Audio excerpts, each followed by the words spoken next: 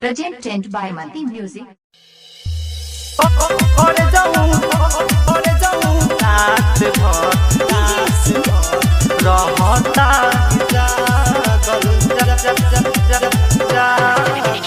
सोची सोची राजा लागे क्यों हमर जोर रहिले अकेले सोया आज तक भोरे सोची सोची राजा लागे क्यों हमर जोर रहिले अकेले सोया आज तक भोरे हम भइल मानी पागल बनमुआ हो सजनवा हो ए रजऊ तोहरे चलते रात भर हम रहतानी जागल कर जाऊं तोहरे चलते रात भर रहतानी जागल कर जाऊं आस भर रहतानी जागल अपना मन में सोया हो रह जानी हम हर के 4 साल होइए गइल राजा गइला तोहरा घर से अपना मन में सोया हो रह जानी हम हर के 4 साल होइए गइल राजा गइला तोहरा घर से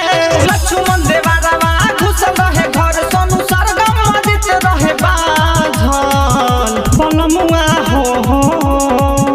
सजनवा हो ए रजऊ तोहरे चलते रात भर हम रहतानी जागल कर जाऊं तोहरे चलते रात भर रहतानी जागल कर जाऊं आस भर रहतानी जागल लही लगावनवा ए हो सजनवा चल गइल बाहरवा हो रही टररून यारे अनसोइया आजा जल्दी घरवा हो लही लगावनवा ए हो सजनवा चल गइल बाहरवा हो रही टररून यारे अनसोइया आजा जल्दी घरवा हो लक्ष्मण देवरवा खुश रहे घर सोनू सरगम मजित रहे बाझल बनमुआ हो सजनवा हो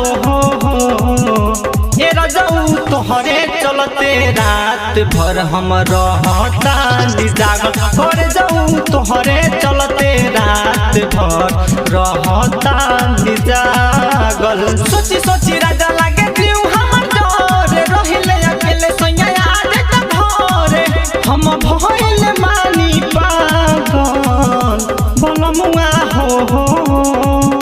सजनवा हो